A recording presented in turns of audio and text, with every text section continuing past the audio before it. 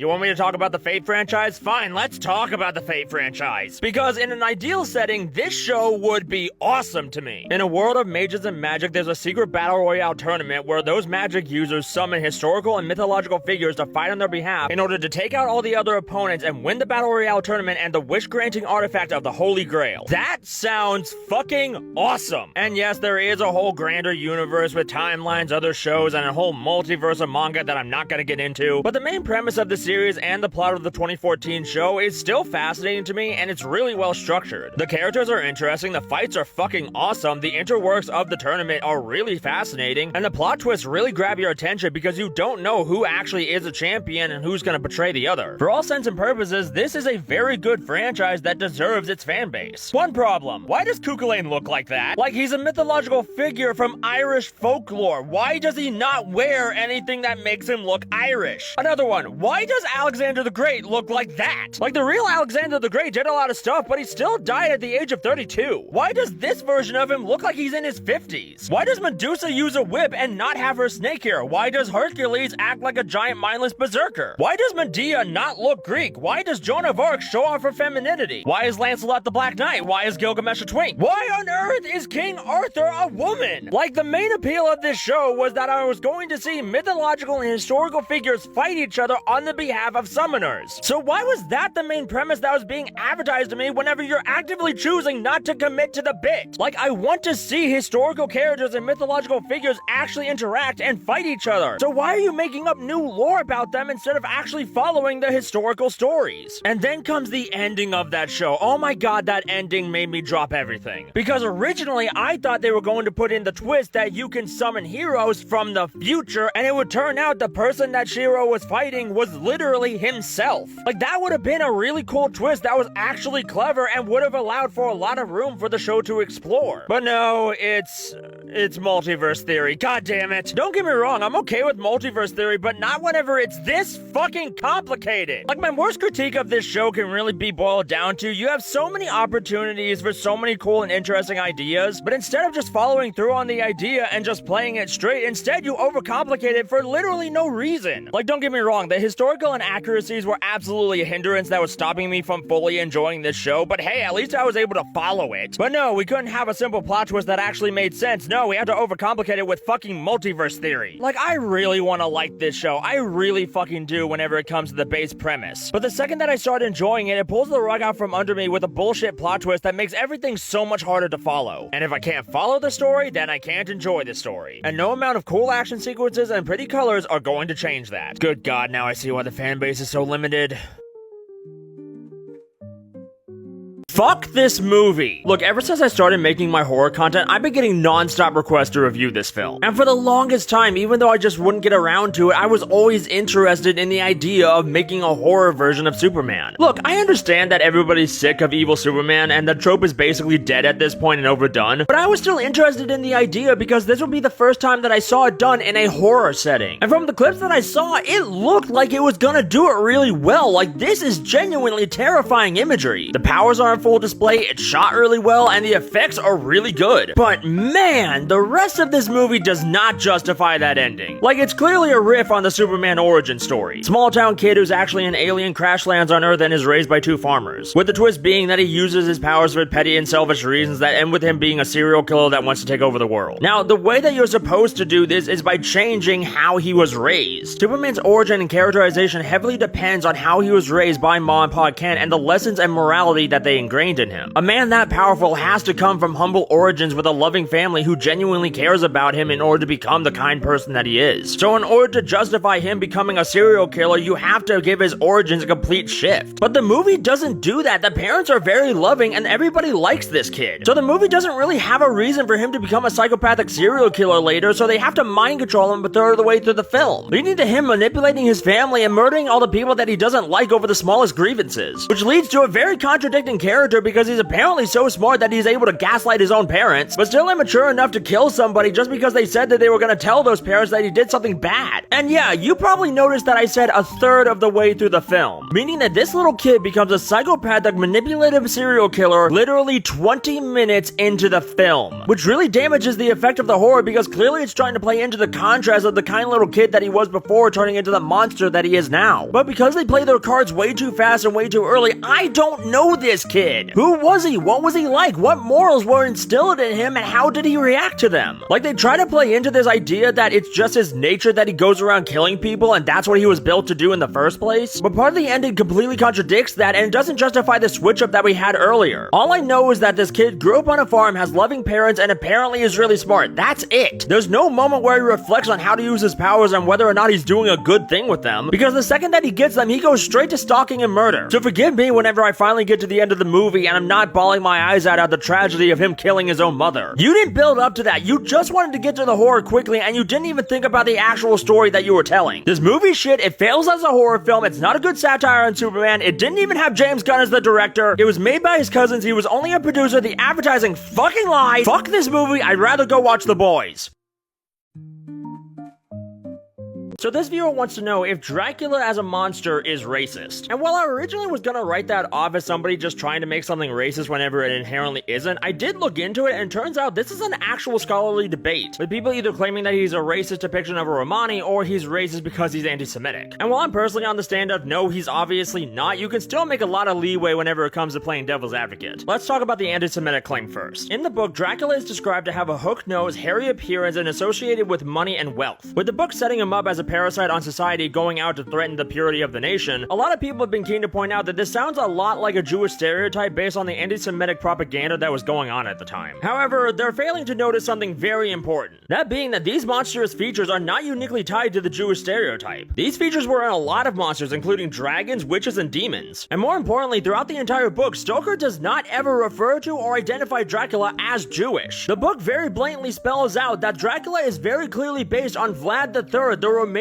king and general. At best, you can maybe argue that Dracula may have unconsciously reflected some of the fears and imagery that was fed by anti-Semitism at the time, but the very clear and obvious artistic intent is not leaning in that direction. So if that specifically isn't holding up, how about the xenophobic claim? Because at the time, a lot of Victorian readers were living with the anxiety regarding immigration, foreign influence, the slow fall and decline of the British Empire, eugenics. And whenever it comes to Dracula, you can very literally describe him as a foreigner, an outsider, an infiltrator of British society, a corruption of blood. Like, if you want to try to politicize this story, you can very easily say that the main character spent the entire novel trying to stop a foreign invader. Now, you'd be wrong to do that because it's very clear that Stoker did not consciously put that propaganda in there, but you can absolutely say that with the understanding that everybody who actually cares about the story is looking at you like an asshole. Look, here's the thing, if you want to make the argument that Dracula is problematic or even anti-Semitic or racist, you can easily say that Dracula is a character and monster that embodies the Victorian fears of foreign invasion and cultural decline that existed at the time. But trying to say that he's the racist representation of a very specific ethnical group is absolutely insulting and wrong. Dracula in the book is a villain and supernatural monster that is drawn on folklore, gothic traditions, and an actual historical figure that Bram Stoker knew about. Dracula was not the first vampire in literature, and other vampires before him also shared very similar traits. While Victorian anxieties may have influenced the novel whenever it comes to external means, Dracula himself does not represent a specific racial group, and trying to interpret him primarily as a racist or anti-Semitic caricature greatly ignores the novel's much broader themes. The fear of death, sexuality, corruption, religion, and modern society constantly dealing with the past trying to haunt it. All of these themes are very well prevalent in the book and are constantly discussed by the characters within the narrative. Race was not and was never spelled out by the writing. And the only moment that we have that is even close to that is whenever Dracula himself literally spells out his origins as Vlad III. So yeah, Dracula isn't racist, he's not anti-Semitic, and anybody who claims that clearly does not actually understand this book. And if you come across somebody who's trying to make that claim and is very adamant about it, either they haven't read the book or they're trying to push an agenda.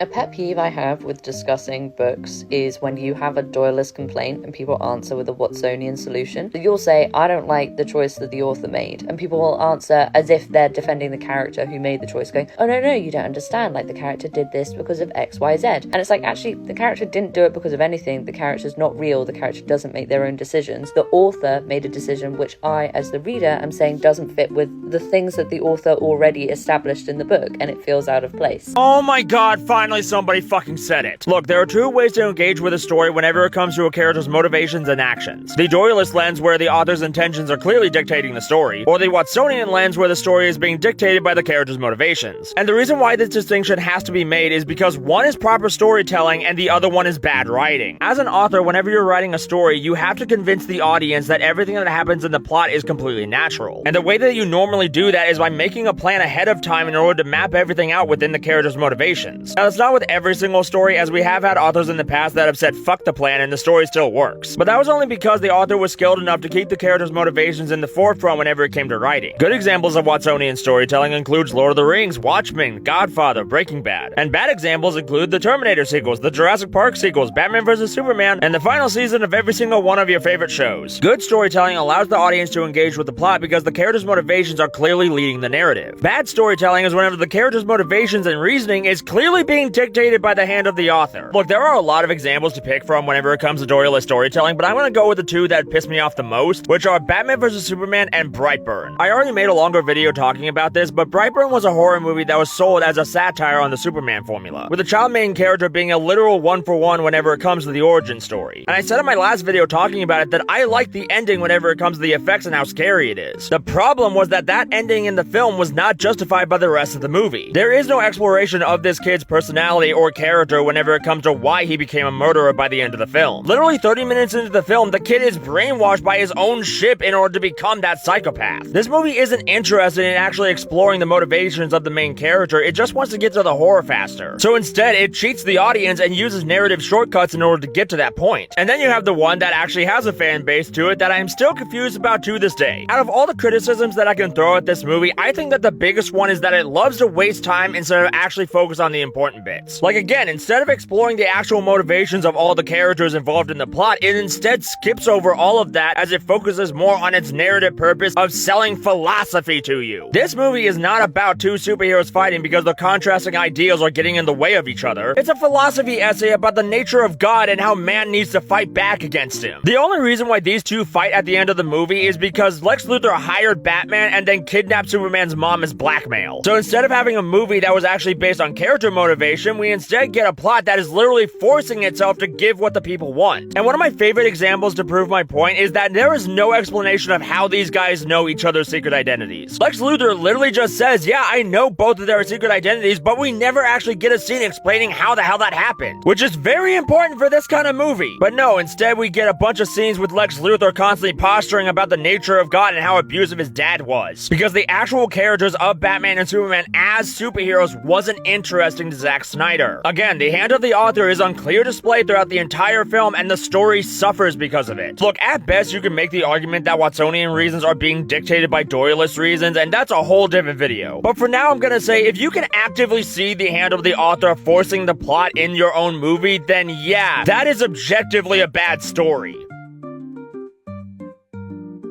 Because the similarities between Mahito and Frankenstein's monster are hard to ignore once you start looking. Ooh. Specifically, the idea that the creature is neither purely evil nor purely good, which makes it hard to place all the blame on him. And in a way, you can't place all the blame on Mahito either. It's simply in his nature, which means blaming Mahito for what he does is essentially humanity refusing to look at itself. The same way Frankenstein spends the entire story condemning his creation while never once taking responsibility for making it. Okay, first off, please go watch that original video. That is such a fascinating take that I absolutely love. Mainly because it's such an interesting idea where the symbolic parallels are genuinely there. Not only is Mahito's visual design very reminiscent of the Patchwork Monster, but the way that he goes about his role in the plot is very reminiscent of how the monster acted in the book. Even the snowy setting in the finale absolutely invites a comparison whenever it comes to the book ending in the Arctic. Like, I have no direct quotes from the author of JJK, but I cannot deny that this had to have been intentional at least somewhat. I've already said before that I don't like JJK and I've explained why, but I do have a fascination with Mahito and how his character was handled. And with the idea being pressed that he's a parallel to the Frankenstein monster, allows me a lot of opportunity and room to analyze his character and his psychology. However, there is one part of this take where I start disagreeing. And in a way, you can't place all the blame on Mahito either. Yeah, this is where the comparison really starts collapsing. Because as cruel and fucked up as the monster is in this story, you can absolutely sympathize with him and his motivations because you see him grow. Mahito does not have that luxury. After the monster is made, the book spends enormous amounts of time constantly reflecting on the growth of his morality. We see him learn language, we see how he reacts to people, we see how he begs for companionship. He even acknowledges that he was born to be benevolent but became malicious because the world itself rejected him. The second that he is born, he is immediately abandoned by Victor, goes out on his own, is constantly attacked, and whenever he does try to do good, he's still hurt. And whenever he comes across one of Victor's family members, he immediately kills him as a way to try to fight back against the cruel world that did nothing but hurt him. Now, whether or not you think he was justified is absolutely a different question and completely up to the reader. But just by reading the book, you can clearly see a moral dilemma as the monster is constantly wrestling with what kind of person he wants to be. Mahito doesn't. Mahito is a sadist who laughs gleefully whenever mutilating people. He constantly murders, tortures, and experiments on women and children as some sick form of entertainment. This is the same guy who gets excited whenever he finds new ways to hurt people. There is no moment where he stops and questions his own morality and his motivations. He repeatedly tells Yuji and therefore the audience exactly what he's doing and why he's doing it. There is no moment of humanity made me this way and I wish I could be different. Instead, we get repeated scenes of him saying, "This is my nature and I fully embrace it without remorse getting in my way." To the monster, violence is only a consequence of what happened to him and the only way that he's able to fight back and have identity in a world that does nothing but reject him. Mahito only uses violence as a way of self-actualization and expression. Frankenstein's monster, I can't really blame whenever it comes to his treatment and how he ended up reacting to it. Mahito, I can absolutely blame because there is no excuse for this. All in all, this is a really good video that I highly recommend you watch the entirety of because the analysis of it is very interesting. But my ultimate verdict is basically, if you're gonna compare these two, compare them as opposites, not equals.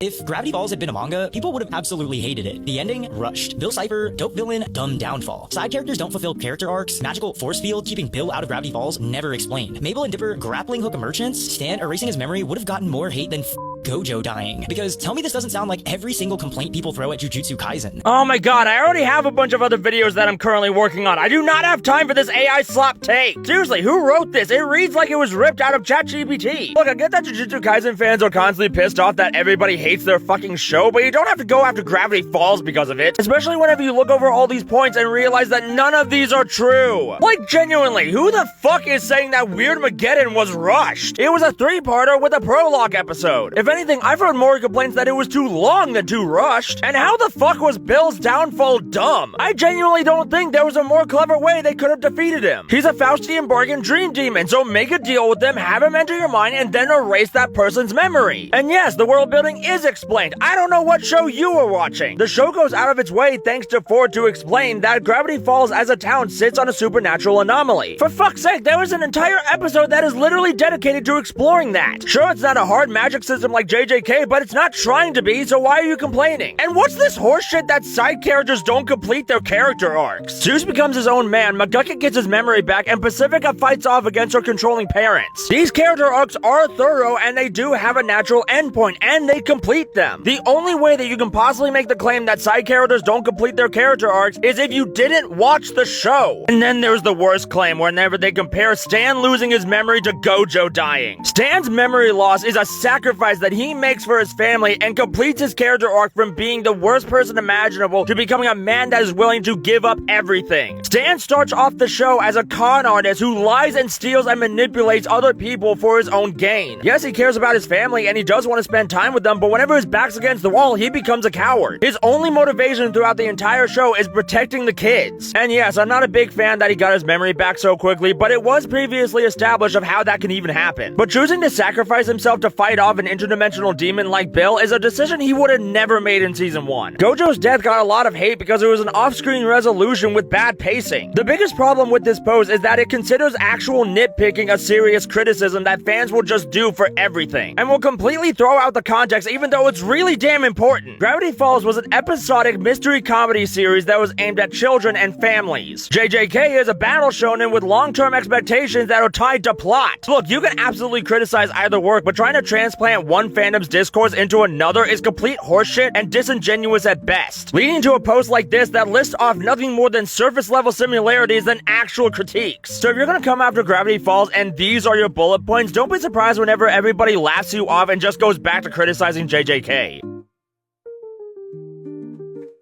I'm not gonna lie, I'm not really that much into cowboys or westerns. Granted, there is the occasional movie or book that does grab my attention, but for the most part, I'm not really into them because a lot of them follow the exact same tropes. Because whenever your setup is basically just a guy on a horse with a shit ton of land that he can traverse until he runs into something that becomes a conflict, there's not really a lot of variety that you can really do with storytelling. Again, there are very few stories out there that do grab my attention because they take that premise and utilize it really well. But because I'm nothing if I'm not on brand, I think that spaghetti westerns can absolutely work even better if you throw in a little bit of horror element. Like, let's really think about it and go back to that original premise. Usually in this setup, there's only one guy, sometimes a group, but you have a shit ton of land that you have to terrain and you can't navigate without a map. And just in the same way that pirates work so well in storytelling, westerns can absolutely work whenever you don't know what's out there. Because of how much land that you had to run around in order to get from one town to the other, there's a lot of open opportunity whenever it comes to the fear of the unknown. And because of the holiday today, I'm going to add in a little bit of extra that actually adds into this even harder. One of the great appeals of a cowboy is whenever they go out on their horse and they leave civilization, they are alone and by themselves for the majority of their life. There's so much open area that you can just sit in one spot for several hours and not hear a peep from another person. Yeah, it was dangerous and there was a likelihood that you got shot out there and nobody found your body, but there was still this weird safety that the cowboy felt in the fact that he was by himself and every choice was his own. Being a cowboy and a bounty hunter out in the Old West was the ultimate form and expression of being a man. Sure, it was dangerous and every decision counted, but it was still as free as anybody can get. So in order to make this a horror story, you would have to make a cowboy run into something that threatens that. A monster or a ghost that represents the land itself betraying him. Horror only works whenever it threatens something that the main character values. So much to the point that being a man with a gun is simply not enough. It could be a demon, a devil, a monster of some kind, even a ghost or a phantom. No matter what the monster is, the fear of the unknown and the threat of what he values in his own solitude has to be there in order for the horror to work. This isn't just a bunch of bandits coming in and raiding a town. This isn't a corrupt governor abusing the taxes. It's something more deep and personal and allows for a lot more character exploration. And it is shameful to me that we don't have more stories like this. Seriously, old western horror needs to be more of a thing. It's so rare that I actually get to see it, and most of the time they don't do it well. Either that or they overcomplicate it to hell. Hi, Stephen King. There's just a great amount of missed opportunity that I'm constantly seeing in the genre that I'm just wanting somebody to tap into. Again, I have nothing against cowboy movies and the Old West genre, but I don't think that we're utilizing it as well as we could.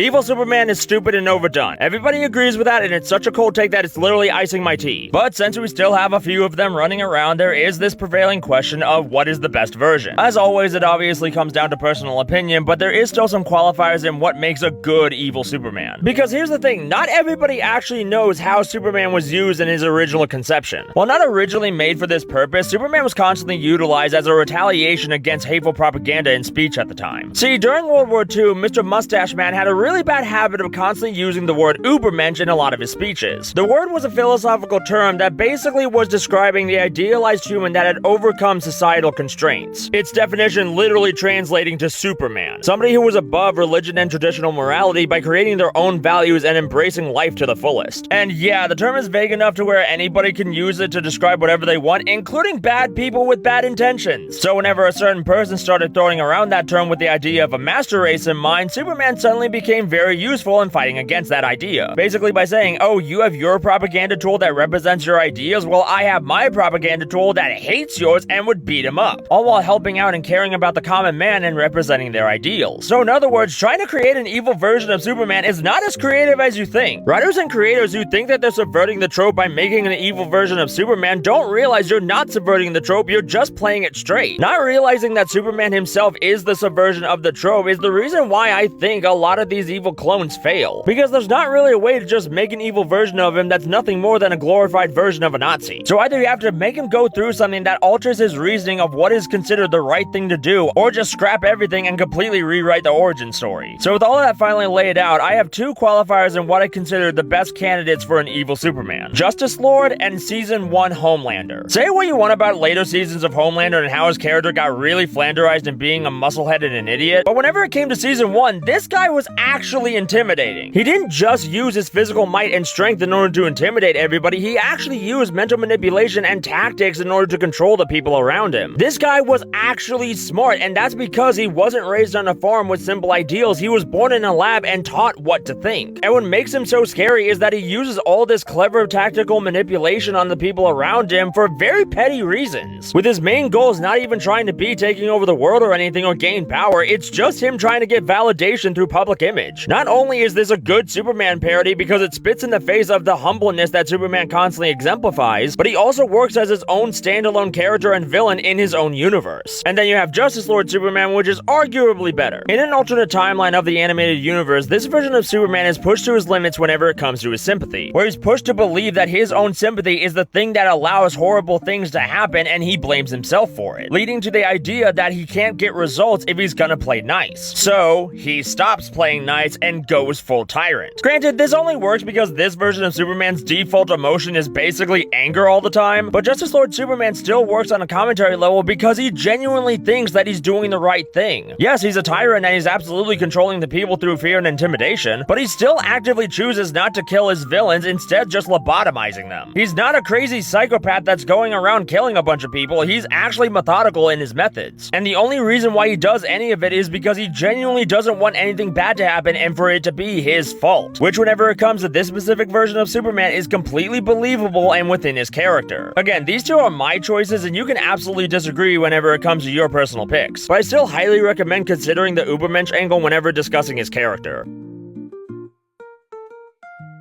After the last video where I laid out my picks for what I considered the best versions of an evil Superman, I want to say a lot of you wanted my opinion on the Injustice variant, but that would be incorrect because a lot of you actually wanted me to tear this guy to shreds, so let's do that. First, I want to get out of the way, this is a very well written story. The writing techniques of Injustice is very well done. This is as fair as I'm gonna get. As much as I hate Injustice as a concept, I will always admit that the game and comic have very good writing in them. But once Injustice 2 came around and they had to continue the comic, that's whenever it really died off and the good writing was basically gone. And as much as I love the animation of the movie, there is no way to say that this is a good film, where it literally takes all the good things that I can say about Injustice and makes them worse. But the one thing that I do like about the comics whenever it comes to the first game is that it takes the original concept and actually explores all the consequences of that on a universal scale. The DC universe is a massive place, and this comic does not leave a single stone unturned. There was a lot of effort in this comic that is on clear display the entire time, like they really thought of everything. But despite all the praise that I can possibly throw at this story, there is still the base premise, which is objectively the dumbest fucking thing! Look, again, I'm not opposed to the idea of an evil Superman or a Superman that goes down a dark path, but this is easily, no holds barred, the dumbest fucking way to try to turn Superman into a bad guy. Look, I have no idea whose idea it was to come up with Injustice in the first place, but following the thesis of the Killing Joke is not a good start, especially whenever that comic is literally proving that exact thesis wrong. Listen, this kind of prompt would only work if this version of Superman had a completely different origin, upbringing, and life. But trying to say that this is our version of Superman and he just went through the worst day of his life and that turned him into a murderer? Yeah, no, that wouldn't happen. I don't care who you are and what your opinion on Superman is, he wouldn't break and become crazy after that. That's kind of the point of his character. Let me put it this way to all the critics out there who are calling me bullshit for having this opinion. This is the same version of Superman that is in the main timeline who just went through a bad day, meaning that this is the same Superman that was raised on a farm. This is the same Superman that fights Brainiac and Zod on a bi-weekly basis. This is the same Superman that fights against tyranny and has stood for freedom for his entire life. You're telling me that this is the same Superman that Ma and Pa Kent raised? No, he's not. Being devil's advocate, do I genuinely think that this version of Superman would absolutely go to the Joker and probably end up killing him after doing all of that? Personally, I think it's a toss-up on how far he would actually get in my opinion, but I will say say that no matter what he does in the end of it, he wouldn't become a tyrant after that. The dude's best friend is Batman, the one guy who has every right to be a tyrant after what he lives through. And he and Bruce constantly sympathize with each other and how they have to be better every single day. Believing that this is even slightly canon for Superman means that this version of Superman is a hypocrite that doesn't stand by anything that he said. In other words, he's not Superman. He's an OC that somebody made up and put in his place. Again, love the comics and how they were written, but fuck this idea whenever it comes to the premise. This Superman sucks.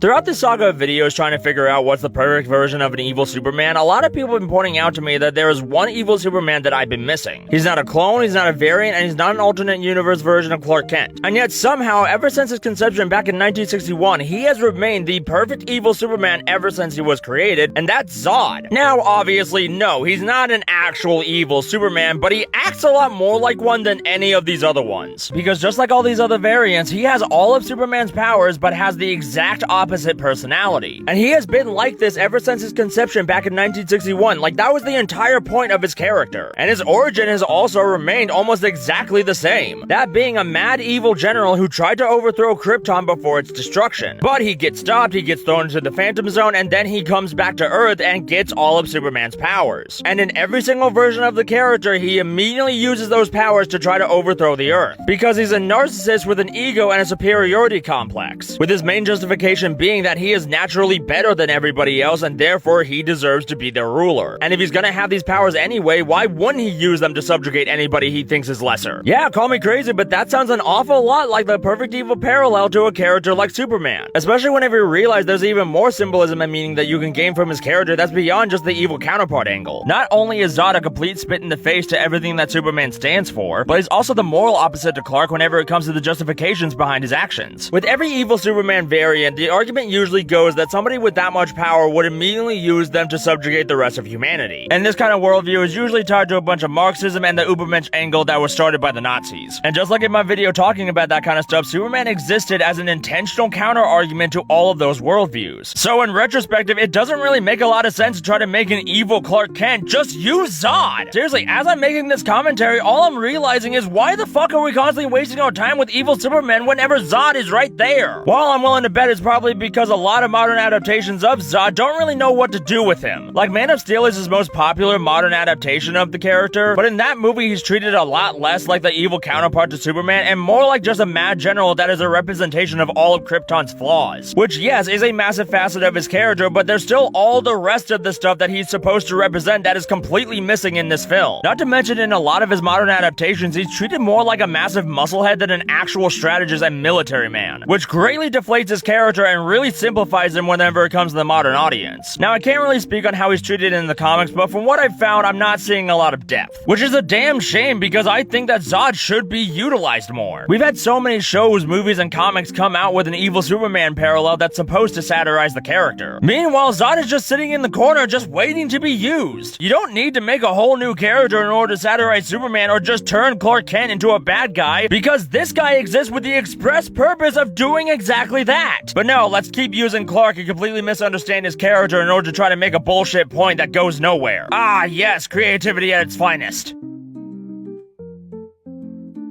So after my video talking about Injustice Superman and tearing him to shreds, a lot of you really wanted me to go after Injustice Wonder Woman immediately after. And before I start, I want to clarify, I'm a massive fan of Wonder Woman. I love her character. She was my favorite character in the animated series, and I absolutely adore her as the middle ground between Batman and Superman. Not only is she the perfect middle child between the two extremes, but she's also a really good blend of both of their ideologies. Not only being the one to fight like hell to make things better, but actually being the one that's willing to kill in dire situations where it becomes necessary. necessary. Sure, she wishes that she didn't have to do it, but whenever the moment calls for it, she'll get her hands dirty. And all of that's not even to mention that she's just such a badass. Like, this woman will never back down from a fight. Seriously, watch her fight with Mongol and see what I'm talking about. Like, she gets fucked up in this fight, but she never backs down. Like, I have one type whenever it comes to dating, and that's women that can kick my ass, and I'm pretty damn sure that's 100% dedicated to her. So whenever it comes to Injustice and how badly they butchered Superman's characters, there's only really one way that you can describe Wonder Woman, and that's fuck this bitch! Like, seriously, what is wrong with you whenever you came to writing her? Like, female characters in comics already get a bad rap for how they're written, and this is not helping! Which is already a big stick in the mud whenever it comes to the biggest problem of her character, which is the fact that you don't get Wonder Woman! Like, the point of Wonder Woman is that she's the pragmatic middle child between the two extremes that is Batman and Superman. Not a bloodthirsty psychopathic enabler that's willing to kill at any second. Like, I constantly rag on Injustice because of how out of character everybody is, especially whenever it comes to Superman, but there is no goddamn denying that Diana is even worse. Always bloodthirsty, ready to kill at any second, constantly encouraging horrible actions, all while being a massive creep as she's constantly hitting on Superman who's trying to grieve his dead wife. Like, who is this character? Because this is not Wonder Woman. There was literally no explanation of why she's like this. She's not being manipulated, she isn't under some kind of spell, she doesn't even have a different origin story. This is supposed to be our Wonder Woman in a what-if scenario. And speaking as a massive fan of her character, no, she wouldn't act like this. She wouldn't stop Clark from grieving, she'd be the first one to tell him to take the day off. She wouldn't encourage him to become a warmonger, she'd be the first to try to stop him from killing the Joker. There is one massive defining trait of Wonder Woman, and that is her compassion, something that this variant of her has none of. This is easily the worst version of this character that completely obliterated her public reception. Like, Wonder Woman's public image whenever it came to general audiences was greatly damaged because of this. All because we allowed a bunch of jackasses at a game studio get in control of a character they had no business writing. But then again, maybe I shouldn't be surprised, because what else should I expect from the co-creator of Mortal Kombat? Like, come on, they always treat their female characters right.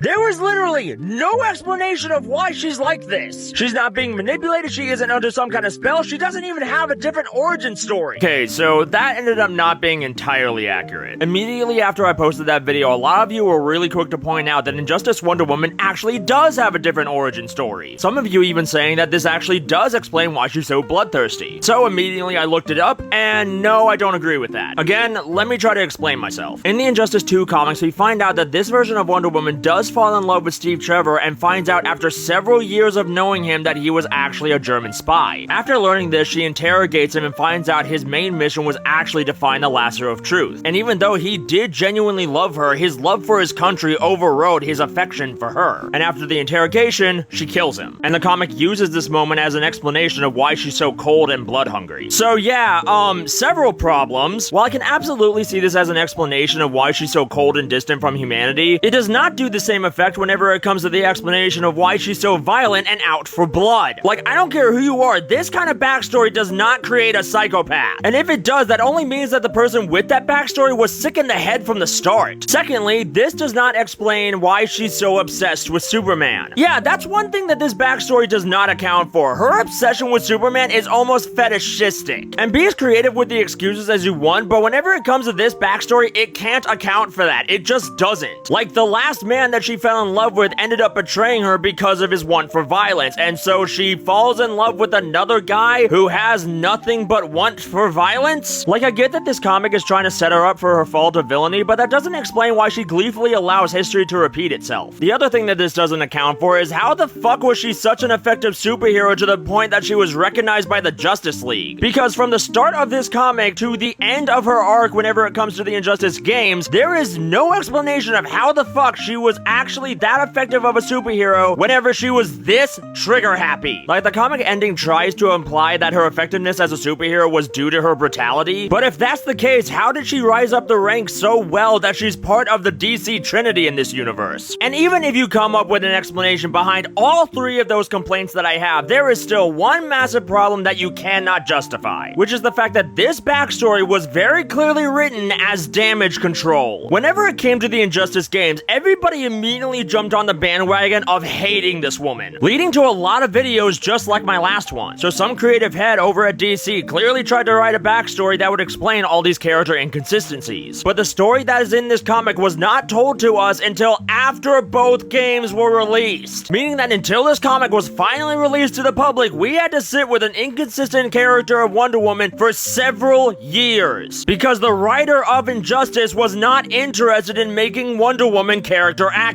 This isn't a comic trying to explore her character in a creative way. This is a comic that only exists to try to make up for lost time. And it's pretty clear that they only wrote this because so many people were trying to knock down their door complaining about how they ruined Diana's character. So yeah, again, good writing with bad execution tied to a bad idea in a horrible story. Fucking justice. Yeah, I figured that was gonna get me in a lot of trouble. Why do I not like Absolute Batman? Like, I'm a horror fan and I'm a massive fan of Batman, and not only that, this is an alternate universe, so any kind of inconsistencies is completely justified. So unlike Injustice, I can't really bring myself to hate this story for the same reasons. So why is it that I still hate this comic, especially whenever I actually like Absolute Superman? Like, do I have my own reasons that could be seen as justified, or am I just being a contrarian for contrarian's sake? While my friend Redimus Prime has gone on to explain why he doesn't like this comic, I don't like it for my own personal reasons. That being, it's kind of boring. Right out the gate, it's written by Scott Snyder, the guy who wrote Batman Endgame and created the Batman Who Laughs. If you've seen my Batman Who Laughs video, you already know this, but I fucking hate this guy's writing. This guy has a really bad habit of having a lot of crazy ideas in his head that go out of their way to push the ante and how fucked up they can get, but after you get past that surface level appeal, there's not a lot of substance after that. Secondly, I don't like grimdark narratives. Unlike with Warhammer 40k that originated the term, the idea of grimdark is not appealing to me because of how one-note it is. With Warhammer 40k, you're not supposed to take it seriously. The entire appeal of that franchise is trying to go as over the top as possible while still remaining with the idea that nobody in the story is a good guy. Emotional investment is not the goal of Warhammer. It never was. And that was appealing to most players because it allowed them to be as creative as possible with their strategies while not having morality get in the way. The personal problem that I have with Absolute Batman is that you can't have a grimdark narrative while also remaining in a good and evil scenario. If a grimdark narrative has a hero and a villain, then it doesn't work as grimdark, because no matter how satisfying and conclusive your ending is going to be, there is no justifying all the bullshit that the main character has to go through to get to that point. With Absolute Superman and Wonder Woman, I can at least see a purpose in the narrative that is actually trying to explore an idea. Absolute Batman to me just feels like it's trying to go for the shock value all the way without actually having any substance behind it. To which again, it's Scott Snyder, a guy who I genuinely believe does not understand the point of Batman. Tell me, whenever it comes to the online conversations about this comic, how many of the discussions actually talk about the plot and narrative of Absolute Batman? Better yet, who's the last person that you actually heard talk about the themes of this story? Let's be fair, even if you're able to name off one or two creators that actually do talk about that kind of stuff, you cannot deny that the main topic of discussion is either how crazy the villains are or the fact that Batman punted a baby in that one issue. Again, I'm not saying that you can't enjoy any of this, I'm just saying you have to admit there's a lack of substance in it. I can easily tell you what happens in this comic, but I cannot tell you what the story is. The best I can really say about this franchise is the fact that it finally gives Scott Snyder an outlet for all this crazy bullshit, that way he doesn't affect the main universe. But if you do legitimately like this comic, please go out and keep reading it. My personal opinion does not affect your enjoyment. But just understand, I'm not a fan of this because it's just not the kind of storytelling I'm into. There are just more stories out there that I'd rather be reading than this. Ones that are Elseworld stories with dark elements, but I think have more substance to them. At least with these stories, they have something to say. This one I'm gonna forget immediately after I'm done reading it.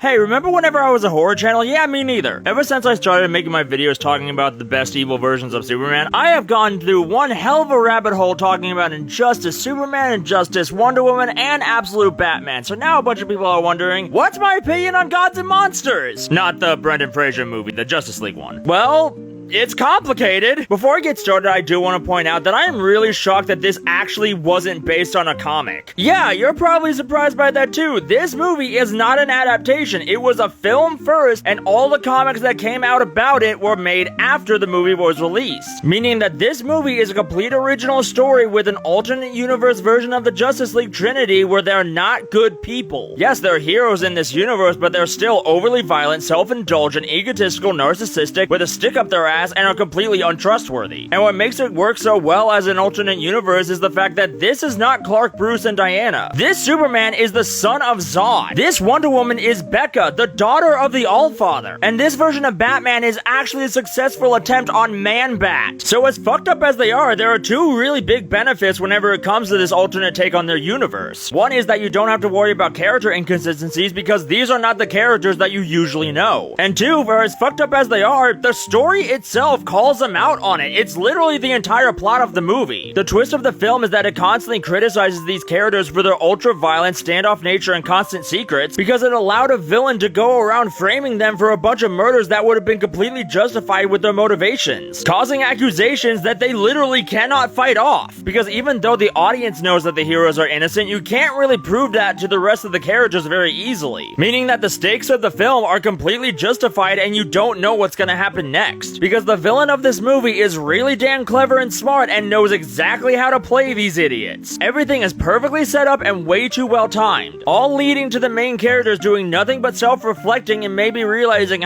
maybe we're not the best people around. And honestly, after that ending, give me more of this. Like, these characters are really interesting and I want to see the rest of this world explored. Like, sure, we got some spin-off comics, but fuck that, give me an entire TV show. Like, I can easily live in a world where we don't get a season 2 of Creature Commandos, but we get an entire show of this. With all these movies and TV shows nowadays trying to push the envelope and what they can get away with in this genre, I'm just glad to see a movie out there that actively criticizes that kind of mentality by saying that yes, there is quality in the standard, and trying to ignore it or act like it's beneath you doesn't make you more interesting, it makes you more shallow. Like, you can push the envelope all that you want, but you have to have a point to it, otherwise you're gonna lose sight of what's important. And that can have consequences down the line that you don't intend, and you can't stop them whenever it's too late. So, Pride Day was yesterday and we're nearing the end of the month. And while I personally don't celebrate Pride, I still wanted to see if there's any kind of way that I can dignify it on my channel. So I started looking up other ways to celebrate Pride whenever it came to classical literature, and I found...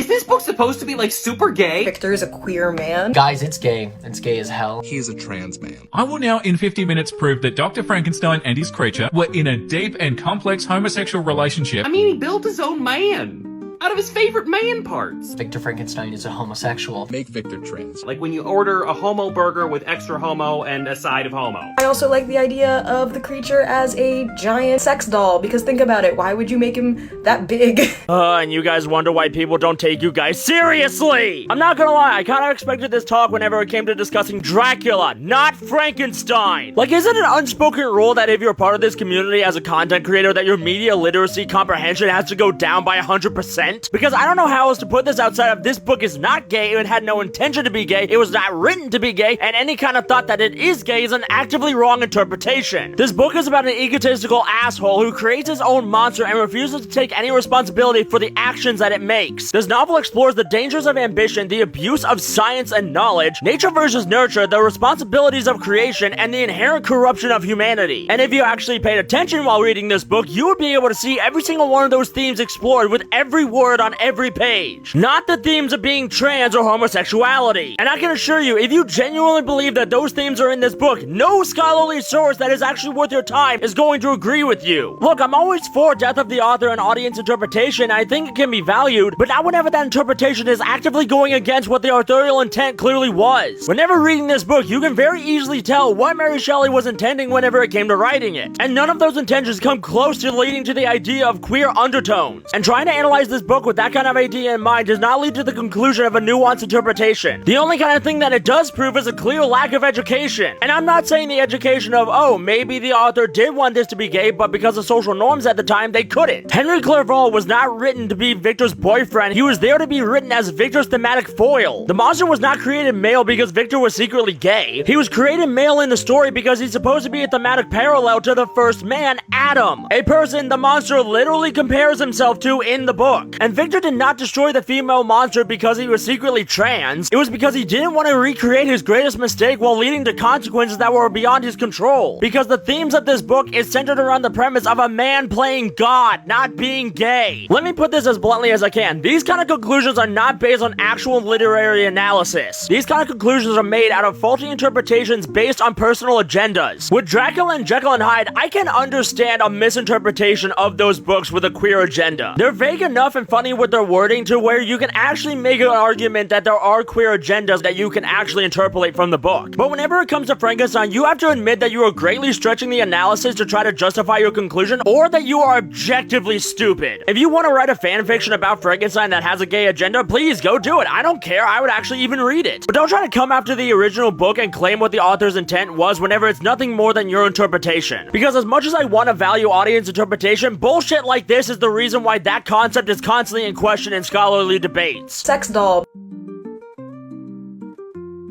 Oh, absolutely, there's plenty of books out there that have a gay agenda, but arguments vary whenever it comes to how far you can get with them. First off my list is Dracula, where you can make an argument that Dracula did have sexual advances towards Jonathan, but they're never explicit. In the early chapters of the book, there's a scene where Dracula actually does hold Jonathan's hand, and in a later scene after that, he claims Jonathan as his own. But whenever you're actually paying attention while reading it, you can clearly see that this wasn't supposed to be a gay moment, it was supposed to be expressing how Dracula was a foreigner. The English back then had a really weird relationship whenever it came to foreign customs, and they found them very odd. And while the book doesn't directly express this moment as evil or sinful, it's not exactly waving pride flags about it. And whenever it comes to Dracula claiming Jonathan as his own, he clearly meant that as a meal, not a partner. Next off my list is Jekyll and Hyde. This one you can absolutely make an argument about whenever it comes to your speculation, but whenever you start talking to scholars, it's gonna get shot down really hard. Whenever it comes to the original book, Hyde is not an alternate personality to Jekyll. He's nothing more than an overly complicated domino mask that Jekyll wears in order to go and do crimes around London. The reason why was because Jekyll had quote-unquote base urges that he couldn't actually express as his identity as Jekyll, so he creates the identity of Hyde as a way to express that with anonymity. So while you can make the argument that those base urges did include acts that align with homosexuality, that's still only speculation because the only crimes that we do see Hyde commit in this book are that of cruelty, rudeness, and violence. How about Dorian Gray? That book was literally written by an openly gay man. Well, that one comes down to speculation depending on which version you're reading. Because while the book is about Dorian Gray going around and committing crimes without any kind of consequences, unlike Jekyll and Hyde, we do actually see the crimes in detail as they play out, which includes murder, debauchery, and leading people to self-deletion. And while everything involving the murder and the killings are expressed in detail, the debauchery actively isn't. And that's because the original version of this story that was never actually published did involve Dorian Gray expressing himself in his sexuality. In the unpublished version, Dorian Gray is explicitly bisexual, but unfortunately that was never published and therefore isn't considered the official version. So is that it? Is there absolutely no classical literature that explores the themes of homosexuality? Oh, absolutely not. There's plenty out there. Whenever it comes to ancient mythology, there were plenty of gay heroes, especially around Greece. Hell, even Hercules was openly gay and had male lovers. A lot of these stories were written before homosexuality was deemed illegal in the Victorian era. So being gay in these ancient texts was very openly accepted by the public, going all the way back to Gilgamesh, the oldest written story in history. But if you do want a 20th century story that is about a gay man trying to express himself explicitly, look up the book Maurice. This book was written around 1913 and was not published until 1971. This book is about a middle-class Englishman who tries to express his sexuality despite it being actively illegal. The novel explores his journey as he navigates his own sexuality while it's actively being criminalized to be gay in his era. It even has a happy ending where he chooses to leave his upper-class society in order to be his authentic self. Yeah, there's no tragic ending to this one. It actually ends ends on a very hopeful note. So yes, while the Victorian era is very well known for its homophobia, there were authors out there that had the intention of exploring the ideas of being gay as a form of freedom. And with some of these books, you can absolutely make an argument whenever it comes to the undertones about the gay agenda, but I seriously encourage caution whenever it comes to making your claims and knowing when to hold your tongue. Because trying to make a claim about very specific books whenever they had no gay agenda in mind is not going to hold over whenever it comes to scrutiny. And you're just gonna end up pissing off a lot of people in the process.